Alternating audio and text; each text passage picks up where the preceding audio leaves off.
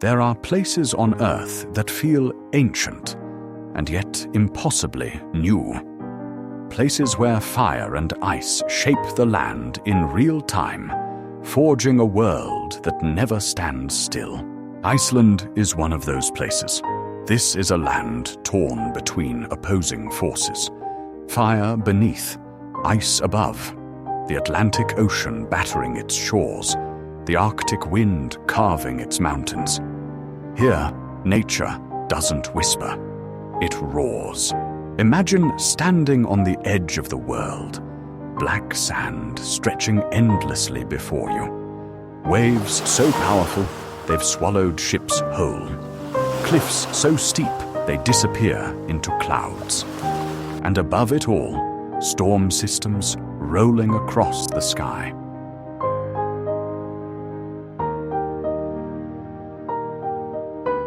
Iceland sits alone in the North Atlantic, closer to the Arctic Circle than to mainland Europe. 340 miles of raw, unfiltered geology. A population barely exceeding 300,000 souls.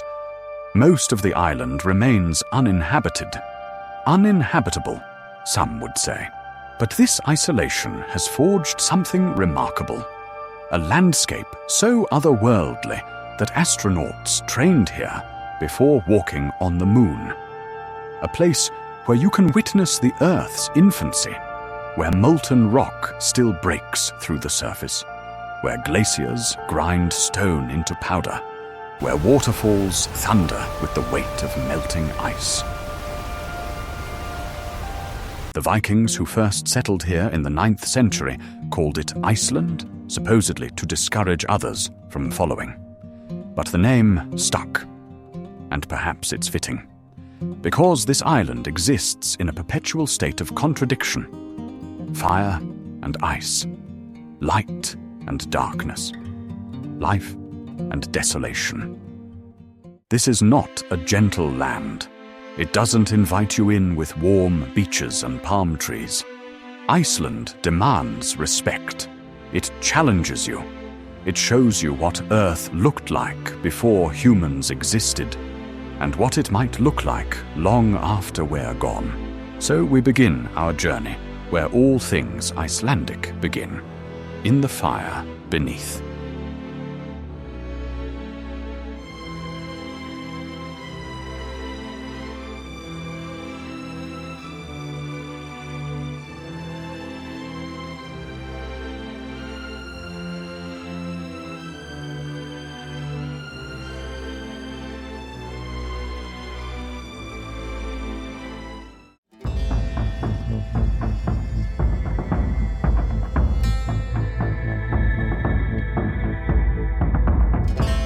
Iceland shouldn't exist, at least not where it does.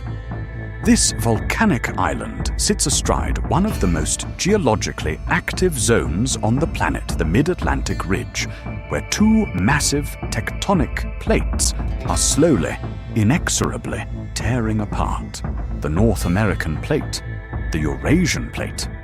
They meet here beneath Iceland's surface, pulling away from each other at roughly 2 centimeters per year, about the same rate your fingernails grow.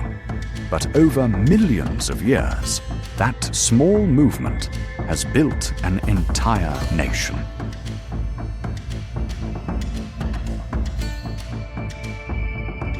As these plates separate, magma rises from deep within the Earth's mantle. Superheated rock, older than human civilization, older than life itself, forcing its way upward through cracks in the crust. When it reaches the surface, Iceland is reborn. There are approximately 130 volcanoes here. 32 of them have erupted since human settlement began. That's roughly one major eruption every 5 years for over 11 centuries. The numbers are staggering. The reality is humbling. In 2010, the volcano Jökulsárlón erupted, sending ash clouds 50,000 feet into the atmosphere. Air traffic across Europe ground to a halt, 100,000 flights cancelled. 10 million passengers stranded. All from a single Icelandic volcano most people couldn't pronounce.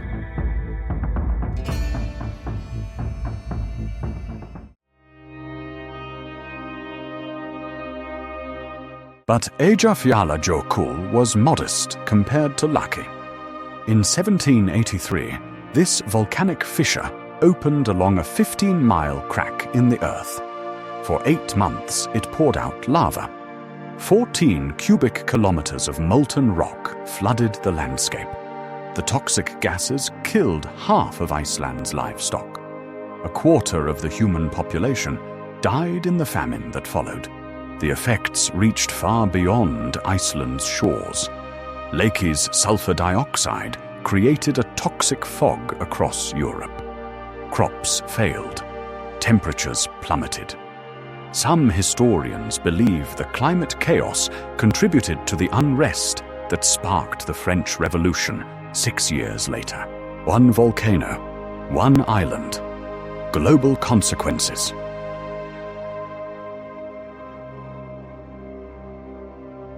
But here's what's remarkable. Icelanders didn't abandon their home. They rebuilt. They adapted. They learned to live with the fire beneath their feet.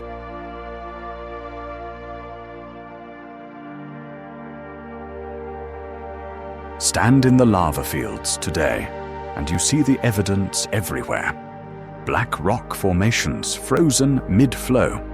Twisted shapes that look like they were sculpted yesterday, but might be centuries old. Moss clinging to volcanic rubble, turning devastation into strange beauty.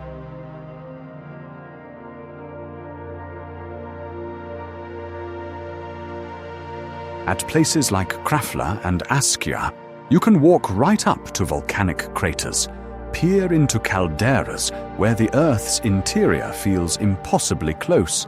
Steam vents hiss and spit. Hot springs bubble with water, heated by the very fire that threatens this land.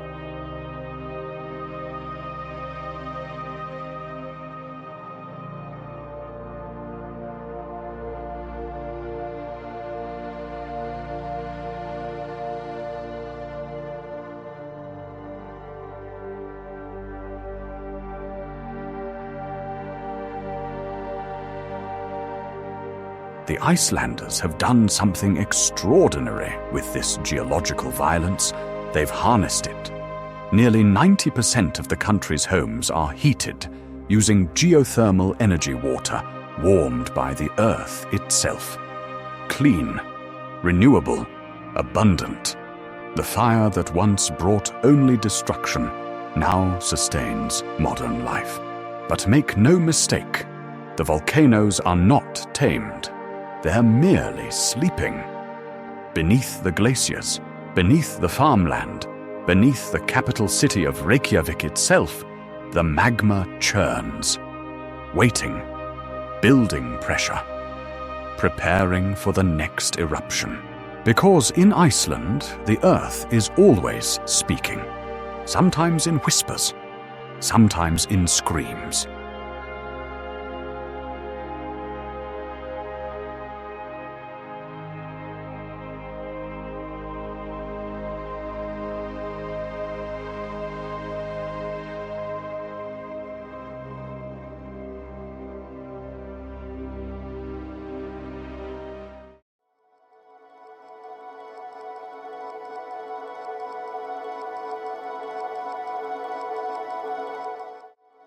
If fire built Iceland, ice has been sculpting it ever since. 11% of this island is covered by glaciers. These aren't the small, pristine ice fields you might imagine. These are vast, ancient rivers of ice, some over 1,000 feet thick. They are blue and white and impossibly massive. They are the other half of Iceland's identity.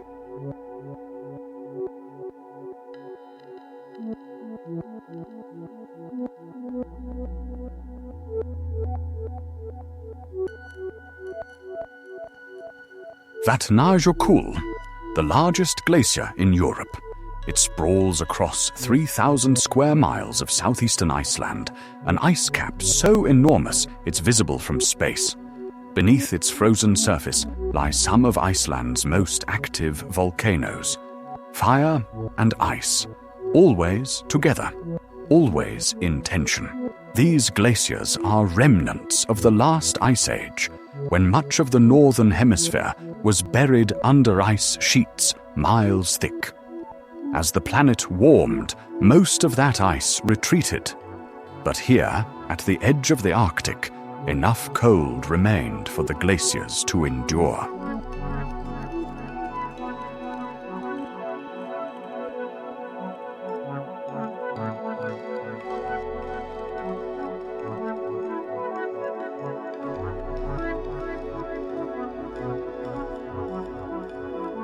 For thousands of years, they've been carving Iceland's landscape, grinding stone into powder, excavating valleys, shaping fjords. The glacier moves slowly, perhaps only a few meters per year, but with unstoppable force. What seems permanent is actually fluid. The ice flows like slow-motion water, bending and cracking under its own tremendous weight.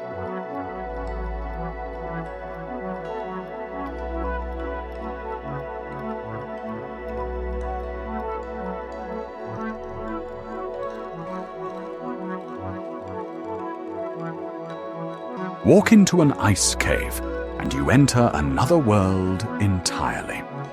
The ice glows with an ethereal blue, light sunlight, filtered through layers of compressed snow, refracted and scattered until only the bluest wavelengths remain. It's like standing inside a sapphire. These caves are temporary. They form when glacial meltwater carves tunnels through the ice. Each year they change. New caves open, old ones collapse. What you see today might not exist next winter. It makes each visit singular, unrepeatable.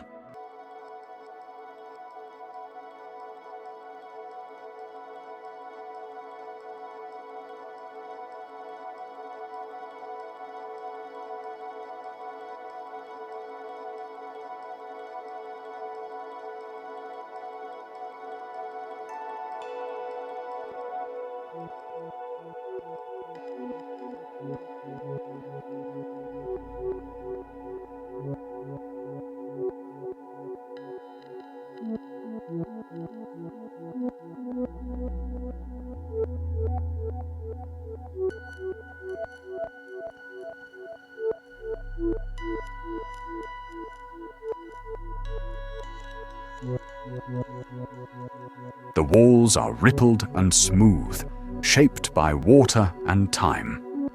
Bubbles frozen in the ice are thousands of years old, ancient air, trapped when the snow first fell and compressed. You're looking at history, climate records written in frozen water. But Iceland's glaciers are shrinking dramatically. In the past century, they've lost approximately 15% of their volume. The rate is accelerating. Vatnajökull was the first Icelandic glacier to lose its status as a glacier too small, too thin to maintain the flow of ice. In 2019, a memorial plaque was placed at the site, a letter to the future, acknowledging what's being lost. The plaque reads, in part, "This monument is to acknowledge that we know what is happening and what needs to be done. Only you know if we did it."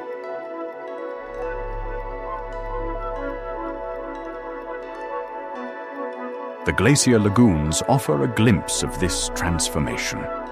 Jökulsárlón, the most famous, is a surreal landscape of floating icebergs. These massive chunks of ice have carved from Vatnajökull Glacier, drifting silently in the lagoon before making their way to the sea.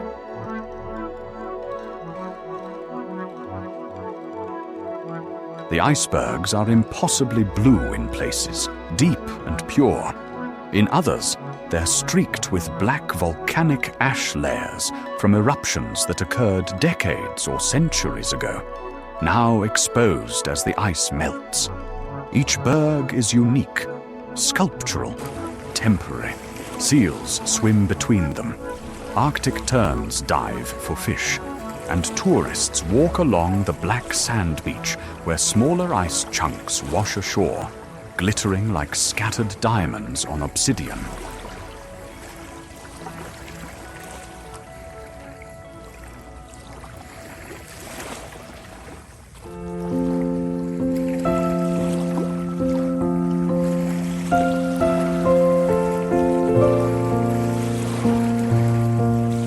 The Icelanders call it Diamond Beach.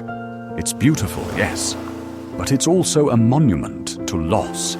Each diamond is a piece of a glacier that will never return. Melted, gone, flowing back to the ocean from which all water came.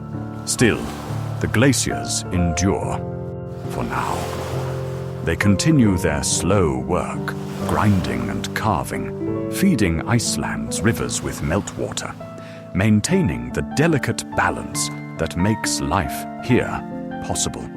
In the silence of the ice fields, you can almost hear time itself, the crack of ice shifting, the drip of meltwater, the deep, patient breath of a landscape that has seen millennia pass and will, perhaps, see millennia more.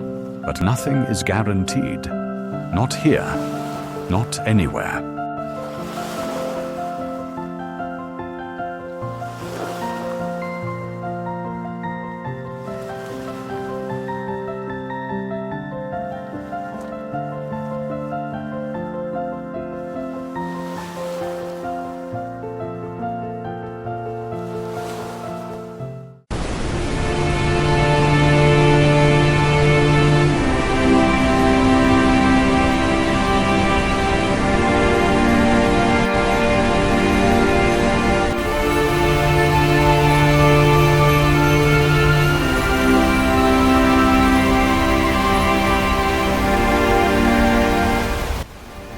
Water is everywhere in Iceland.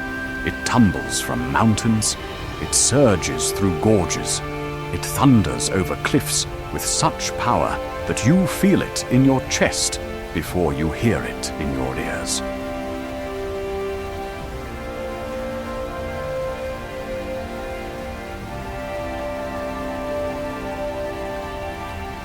Iceland doesn't just have waterfalls, it is waterfalls. Hundreds of them, perhaps thousands if you count every unnamed cascade in every remote valley. They range from gentle streams to torrents that shake the ground. The most famous is Gullfoss, the Golden Falls. Here, the Hvítar River plunges in 2 stages into a rugged canyon. On sunny days, the mist creates rainbows that arc across the gorge.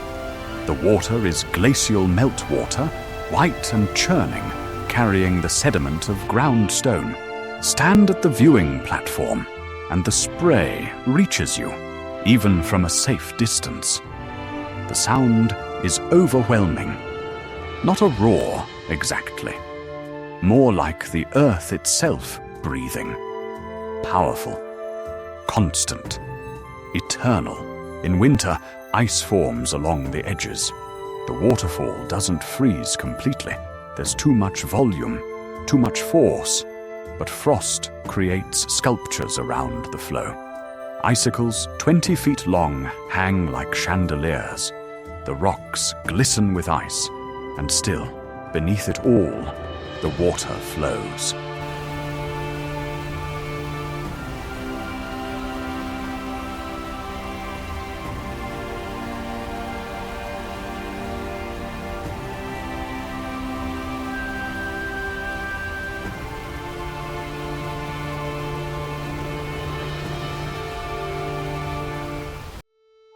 Skógafoss is different.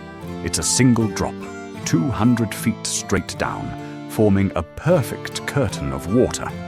The river, the Skóga, runs smooth and calm above the falls, then simply vanishes over the edge. The spray at the base creates a permanent mist, a microclimate where rainbows appear on command whenever sunlight breaks through.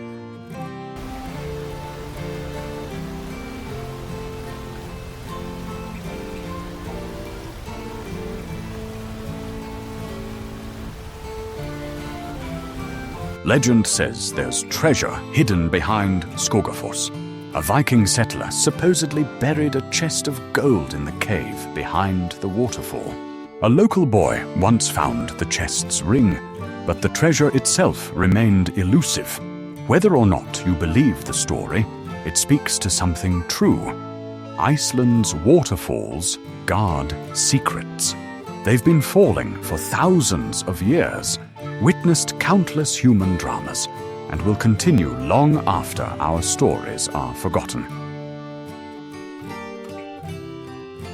Then there's Seljalandsfoss, where you can walk behind the waterfall itself. A narrow path curves around the back of the falls, allowing you to see Iceland through a veil of water. It's disorienting, beautiful. The water catches the light differently from behind. The world beyond shimmers and fragments. But these famous falls are only the beginning.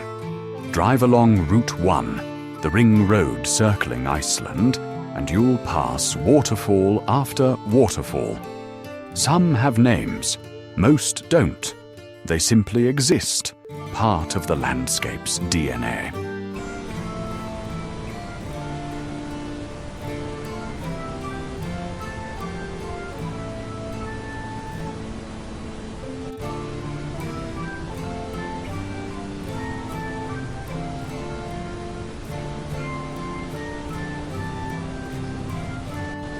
Dynjandi in the West Fjords cascades down a mountainside in 7 tiers, each with its own character. The top tier is wide and fan-shaped, spreading out like a bride's veil. The lower tiers narrow and intensify.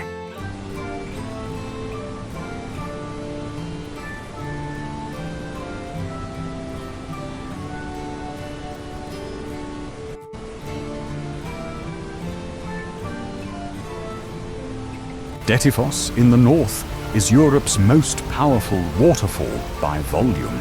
It's not the tallest, but the sheer amount of water is staggering.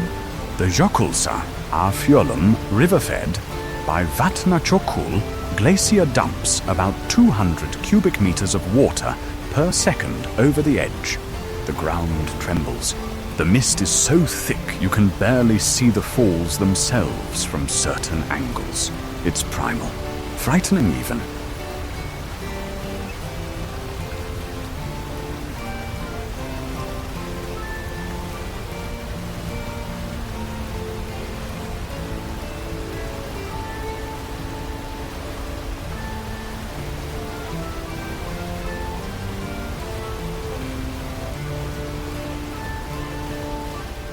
What all these waterfalls share is their source, glacial meltwater.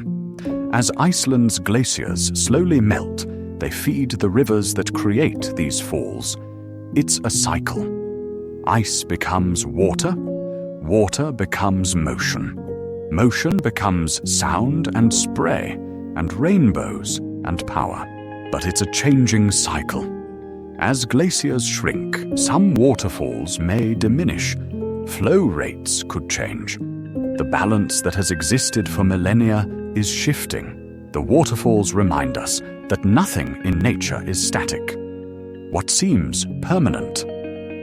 This thundering cascade, this ancient flow, is actually a moment in geological time. The water that falls today will reach the ocean tomorrow. Next year, different water will make the same journey. And yet, there's comfort in their constancy. Generations of Icelanders have lived their entire lives within earshot of waterfalls.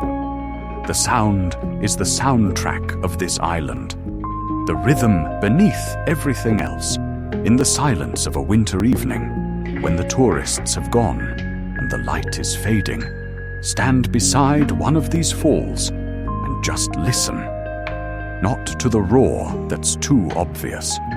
Listen beneath it, to the patterns in the chaos, the variations in the thunder.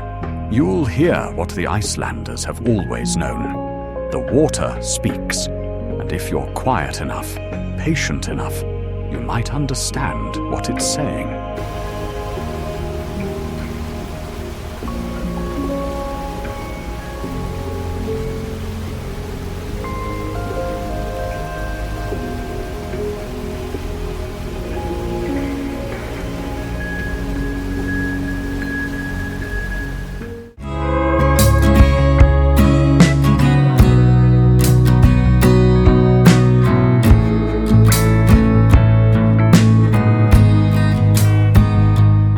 Iceland's coastline is not like other coastlines.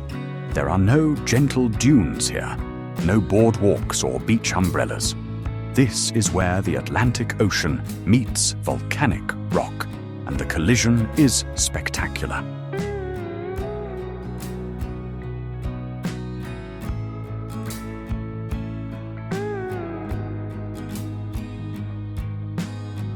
Reynisfjara, near the village of Vik, is perhaps the most striking example.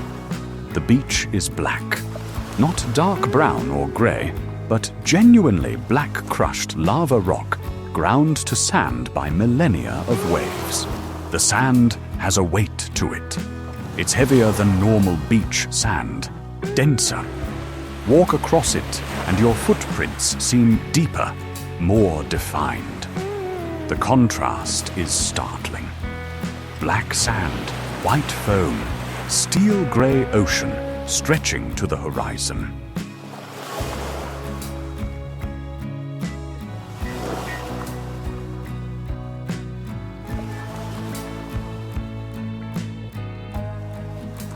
Rising from the surf, just offshore, are the Reynisfjara sea stacks.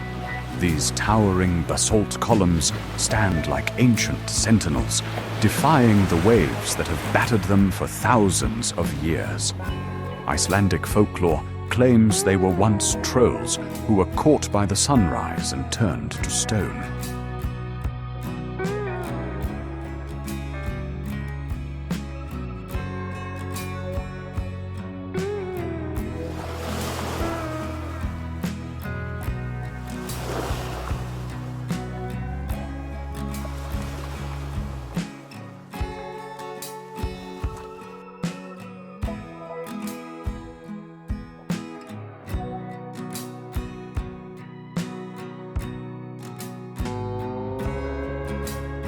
Behind the beach, basalt columns form a natural wall.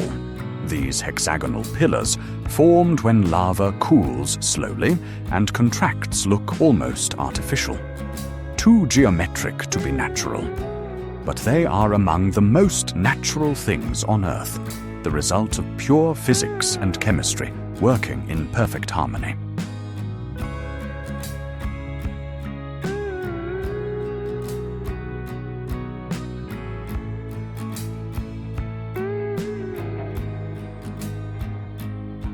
But Reynisfjara is dangerous, deceptively so.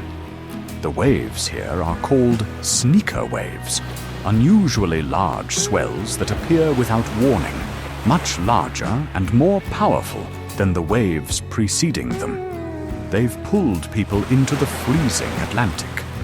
Lives have been lost here. Warning signs are posted in multiple languages. Barriers have been erected. But still, the ocean claims victims. Because here's the truth about Iceland's coast. It's wild, untamed. The ocean has been attacking this shoreline since the island first rose from the sea, and it will continue until the island is worn back down to nothing. The southern coast is particularly vulnerable. The combination of fierce Atlantic storms and relatively soft volcanic rock means the coastline is constantly evolving. Arches collapse, stacks erode, beaches advance and retreat.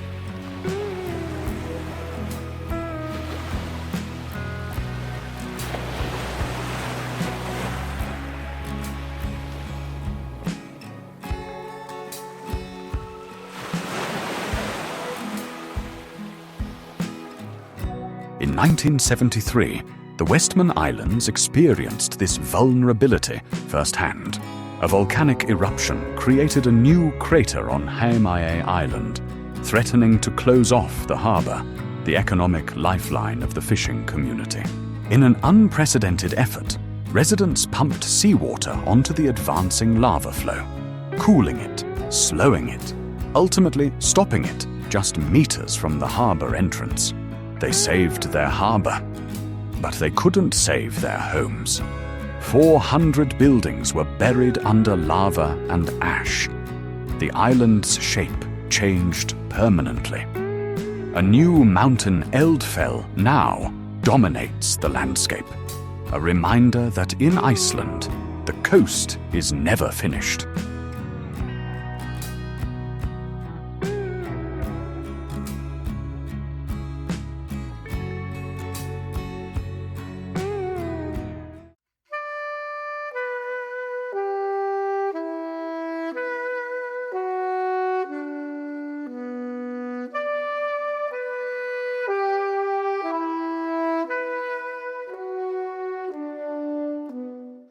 Further west, the Snæfellsnes Peninsula offers a different kind of coastal drama. The Jökulsárlón Glacier volcano rises at the peninsula's tip, visible from Reykjavik on clear days. Jules Verne chose this as the entrance to his Journey to the Center of the Earth. Looking at it, you understand why. There's something mystical about its perfect cone shape, the way it seems to float above the coastal cliffs.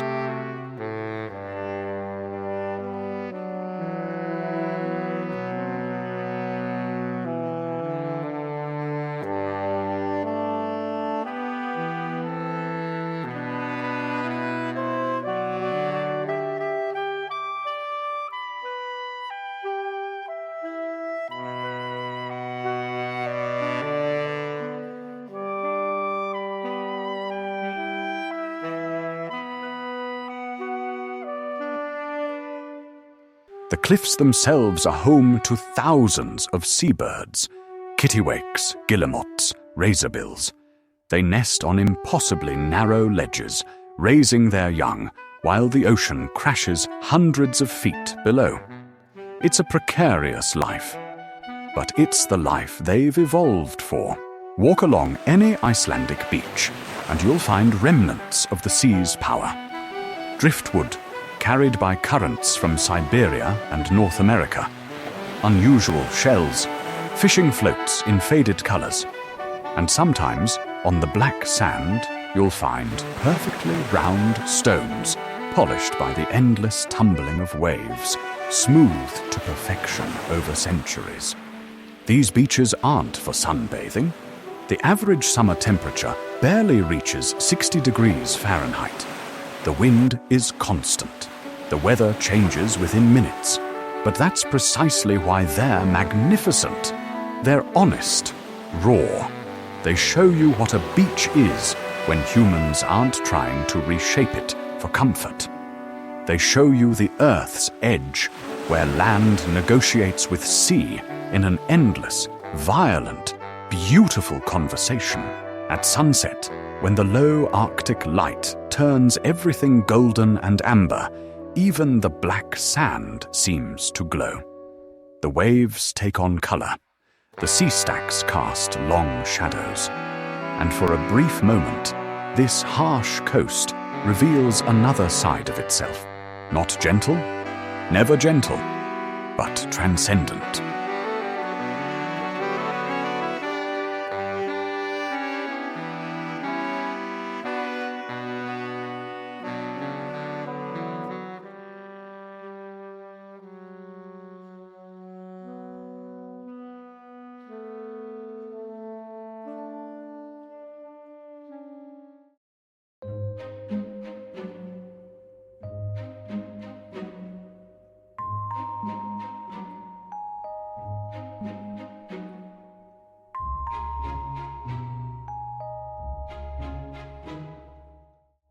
Life in Iceland is an exercise in adaptation.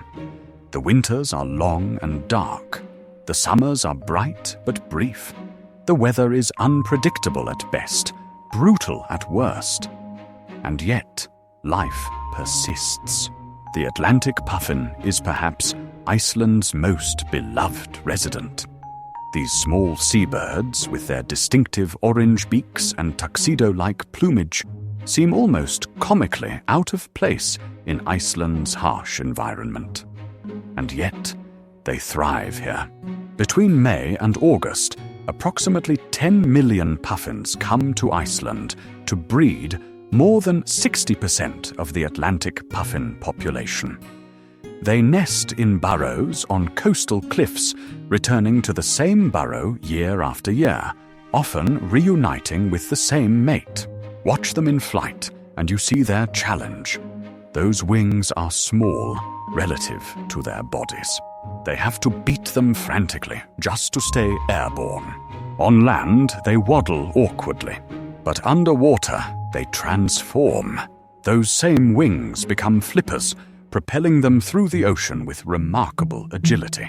They dive deep, sometimes over 200 feet, to catch small fish. The chicks, called pufflings, face a dramatic introduction to independence. When they're ready to fledge, they emerge from their burrows at night and head toward the ocean. They're guided by the moon reflecting on the water, but artificial lights from nearby towns can confuse them. Disoriented pufflings often end up in streets or yards. In response, Icelandic children have created a tradition called Puffling Patrol. They go out at night during fledging season, collecting confused pufflings and releasing them safely at the beach the next morning. It's a small act of stewardship, connecting young Icelanders to the natural world that surrounds them.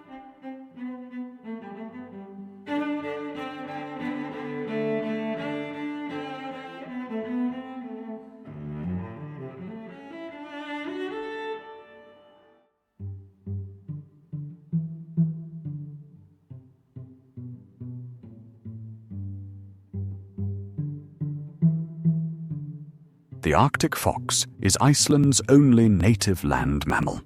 It arrived during the Ice Age, walking across frozen seas when Iceland was connected to Greenland by ice. When the ice melted, the foxes remained, isolated and evolving in unique ways.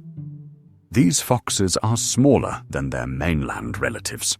Their fur changes with the seasons, brilliant white in winter for camouflage in snow, brown and grey in summer to blend with rocks. They're remarkably resourceful, feeding on birds, eggs, small rodents, and carrion. In the harshest parts of winter, when food is scarce, they've been known to survive on seaweed and berries. For much of Iceland's history, Arctic foxes were hunted as pests, blamed for attacking sheep and raiding hen houses. Their numbers dwindled, but attitudes are changing. Conservation efforts are underway. Some farmers now see them as part of Iceland's natural heritage rather than as threats.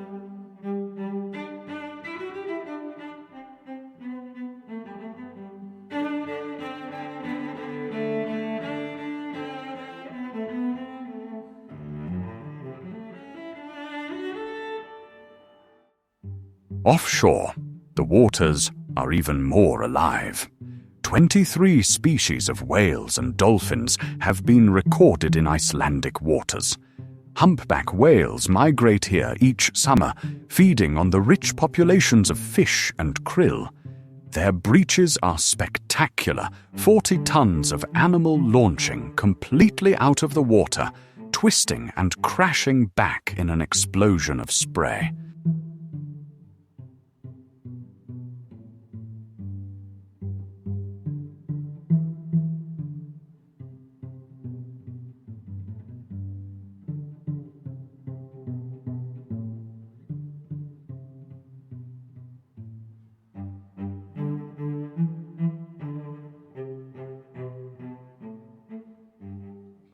The Icelandic horse deserves special mention. These aren't native. They were brought by the Vikings over 1,000 years ago, but they've been here long enough to be considered thoroughly Icelandic. They're small, stocky, and incredibly hardy, adapted to survive Iceland's winters with minimal shelter. What makes them unique is their gaits. Most horses have 3 natural gaits: walk, trot, and canter. Icelandic horses have 5, including the tilter 4-beat lateral ambling gait that's smooth enough to ride while carrying a full cup of water without spilling. The tilt was essential for traversing Iceland's rough terrain before roads existed. Icelandic law prohibits importing horses, and any Icelandic horse that leaves the country can never return. This strict isolation has kept the breed pure and disease-free for over a millennium.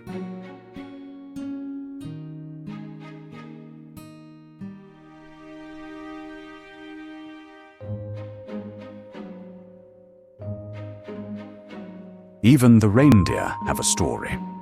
They were introduced from Norway in the 18th century and attempt to create a farming industry that never quite succeeded. Now, several thousand wild reindeer roam the eastern highlands, the only wild reindeer population in the country. What all these animals share is resilience. They've found ways to not just survive, but flourish in conditions that would overwhelm most species. They've adapted to the cold, the wind, the long darkness, the volcanic eruptions, the sudden storms.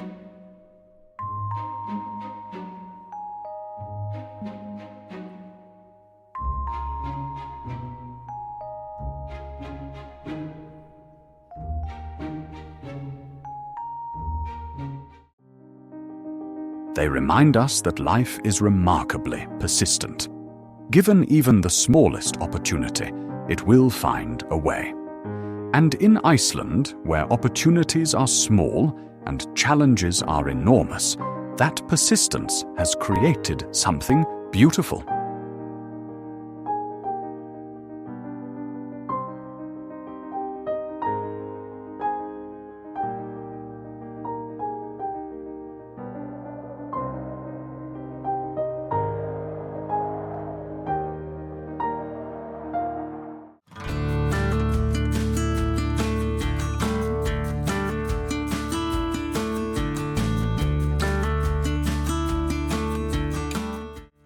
To live in Iceland is to negotiate with nature every single day. You don't conquer it, you don't tame it. You learn to live within its terms, or you don't survive. The first permanent settlers arrived in 874 CE. They came from Norway, fleeing political persecution, seeking freedom and land. What they found was an island unlike anything in their experience. No trees to speak of, limited arable land, brutal winters, active volcanoes. Many didn't make it, but those who did developed a culture of extraordinary resilience. They built turf houses, partially underground structures with thick sod roofs that could withstand the howling winter winds. They developed techniques for preserving food through long, dark winters. They created social structures that emphasized cooperation and mutual support.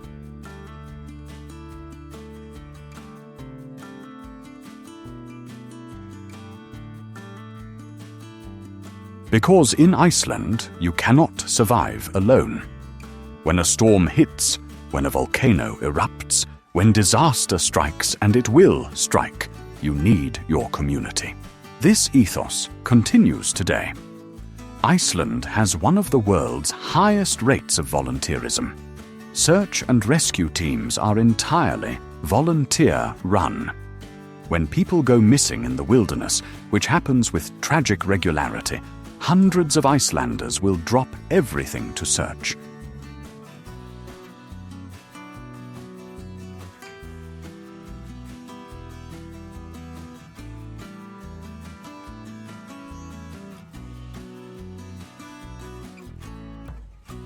Modern Icelanders have found remarkable ways to turn their challenging environment into an advantage. The same geothermal energy that powers volcanoes now heats almost every building in the country. Hot water is piped directly from underground reservoirs, heated by the earth itself. It's so abundant that Icelanders sometimes leave hot water running in winter because it's cheaper than insulation. Nearly 100% of Iceland's electricity comes from renewable sources, hydroelectric and geothermal. This tiny island nation has one of the lowest carbon footprints per capita in the developed world.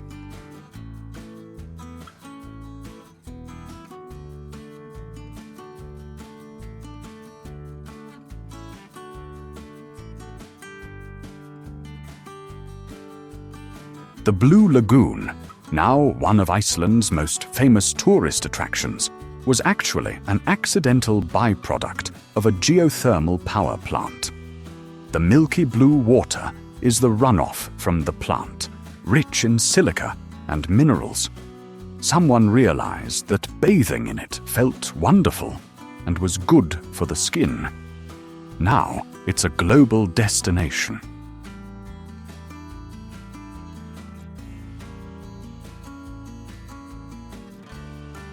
Fishing remains central to Iceland's economy and identity. The waters surrounding the island are among the richest fishing grounds in the North Atlantic. But Icelanders learned hard lessons about overfishing in the 20th century. Cod stocks collapsed. The economy teetered. In response, Iceland implemented some of the world's strictest fishing quotas and management systems. It was controversial. It cost jobs in the short term. But it worked. Fish stocks recovered.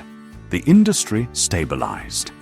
It was a lesson in thinking beyond immediate profit to long-term sustainability. The villages scattered around Iceland's coast tell stories of this balance. Places like Stykkishólmur, Siglufjörður, have small communities that exist because of the sea. The houses are brightly painted, red, blue, yellow, green, not just for aesthetics, though they are beautiful. The colors help them stand out against the snow, help people find their way home in whiteout conditions.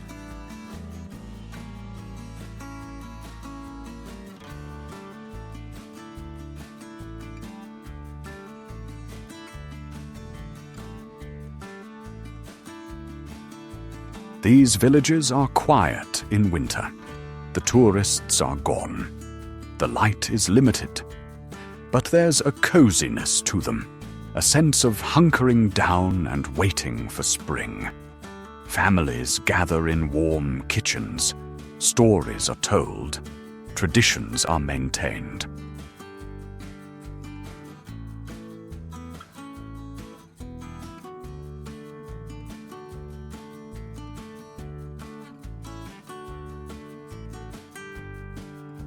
In Reykjavik, the capital, you see a different side of Iceland. It's cosmopolitan, creative, surprisingly sophisticated for a city of just over 130,000 people. There's a vibrant music scene, cutting-edge architecture, world-class restaurants. But even in Reykjavik, nature is never far away. You can see mountains from downtown. The ocean is a short walk from anywhere. On winter nights, if conditions are right, the northern lights dance above the city, a reminder that nature's wonders don't stop at city limits.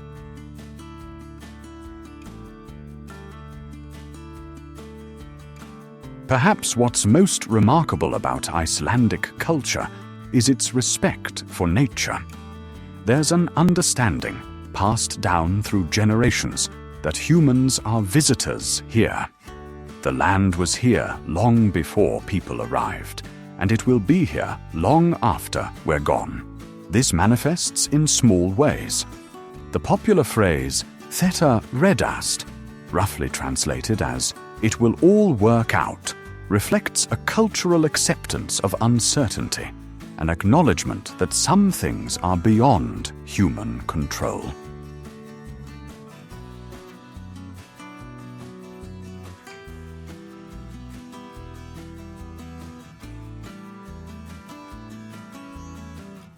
Icelandic folklore is full of hidden people. The Huldufolk elves and other magical beings who inhabit rocks and hills. It sounds quaint to outsiders, but many Icelanders, even today, won't completely dismiss the possibility. Construction projects have been rerouted to avoid disturbing rocks believed to be elf homes. Silly superstition. Maybe. Or maybe it's a metaphor for something deeper, a cultural recognition that the land has value beyond human use, that some places should remain untouched, that progress isn't always progress. Living in Iceland teaches humility. The mountains don't care about your deadlines. The ocean doesn't respect your plans. The volcano erupts on its own schedule, and so Icelanders have learned to be flexible, to adapt, to build a society that works with nature rather than against it. It's a lesson the rest of the world is only beginning to learn.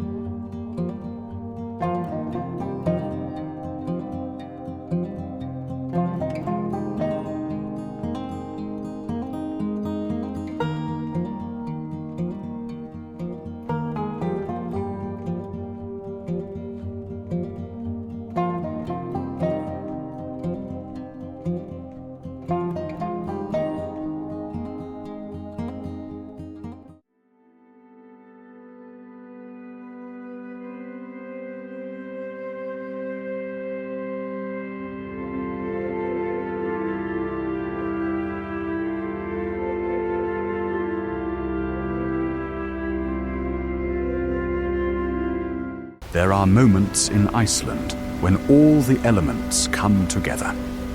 When you witness the full power of this island's contradictions in a single place, a single moment. Imagine standing at the edge of Jökulsárlón Glacier Lagoon at dawn. The glacier, a tongue of Vatnajökull, descends from the highlands, its surface cracked and ancient. Icebergs float in the lagoon, catching the first light. Now imagine, just a few miles away, steam rising from a volcanic fissure, the ground warm beneath your feet, the smell of sulfur in the air, fire and ice, not just side by side, but intimately connected. The volcano beneath the glacier, the meltwater feeding the lagoon, or consider a winter storm rolling across the Mýrdalsandur, black sand plain, snow and sand mixing in the wind, the ocean raging at the shore. Above it all, if you're lucky, the northern lights beginning to shimmer green curtains of light dancing across the darkness. The aurora borealis, the northern lights. They're not unique to Iceland, but there's something about seeing them here that feels right, appropriate, as if Iceland's otherness extends even to the sky. These lights are solar wind-charged particles from the sun colliding with Earth's magnetic field and atmosphere. It's a purely physical phenomenon, but witnessing it feels spiritual. The lights move like living things. They pulse and shimmer and fold across the sky. Green, most commonly, but also pink, purple, red, yellow. The Icelanders have dozens of folk tales about the lights. Some say they're the spirits of the dead. Others claim they're reflections of the sun off the ice of the far north. Still others warn that whistling at the lights will cause them to descend and take you away. What's certain is that they're humbling. Standing beneath them, you're reminded of your place in the cosmos. You're on a small island, on a small planet, in a vast solar system, in an incomprehensibly large universe. And yet, for this moment, it all comes together. Right here, right above you. Iceland's weather creates its own drama. A storm can roll in from the Atlantic in minutes. Blue sky becomes grey. Wind that was gentle becomes violent. Rain turns horizontal, but just as quickly, it can pass. The clouds part, light breaks through, and suddenly the landscape is illuminated in ways you've never seen before. Golden light on black sand, rainbows against dark storm clouds, mountains emerging from mist. Photographers come from around the world to capture these moments, but no photograph quite captures it. You have to be there. You have to feel the wind, smell the ocean, hear the silence after the storm passes.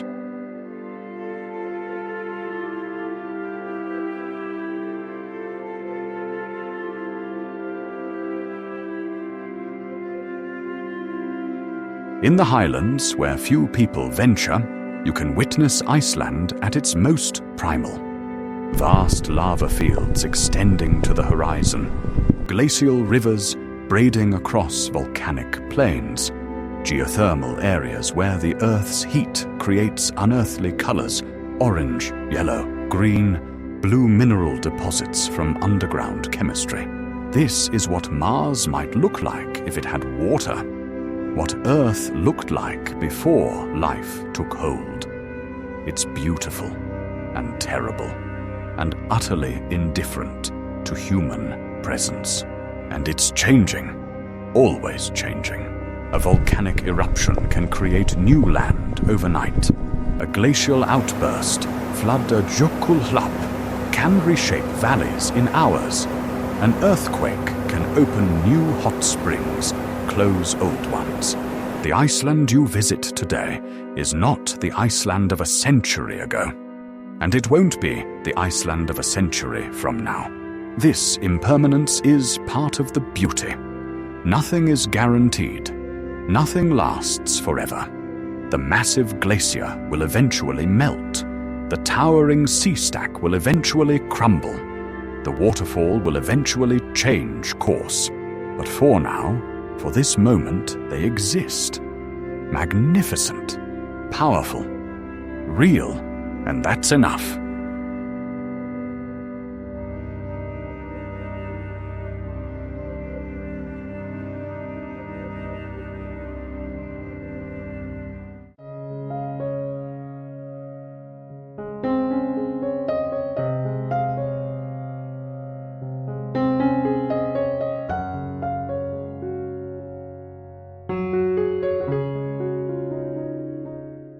We return, finally, to where we began, standing at the edge, looking out across a landscape that refuses to be tamed.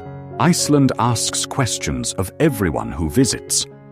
What do you value? What do you need? How much of what you consider essential is actually unnecessary? Because here, stripped of the comfortable abstractions of modern life, you confront something fundamental. You're reminded that Earth is a dynamic, living system, that the ground beneath your feet is temporary, that the forces that shape continents and carve canyons are still at work. You're reminded that humans are part of nature, not separate from it. That our civilization, for all its accomplishments, exists at the mercy of forces far greater than ourselves. But you're also reminded of human resilience, of our ability to adapt, to find beauty in harsh places, to build communities in the most unlikely environments. The road disappears into the distance. It winds through lava fields, crosses glacial rivers, skirts the coast. Where it leads, you can't quite see. The fog obscures the end. Perhaps that's fitting. Iceland doesn't offer easy answers. It doesn't promise comfort or certainty. What it offers is truth, raw, unfiltered, sometimes uncomfortable truth about the planet we live on and our place within it. The fire beneath will continue burning. The ice above will continue melting. The ocean will continue its eternal conversation with the shore. The wind will blow. The waterfalls will thunder. Life will adapt, and Iceland will remain. Changing, evolving, never quite finished. A land between worlds. A reminder of what Earth was. A glimpse of what it might become. Fire and ice, chaos and beauty, destruction and creation. All of it, always together. This is Iceland.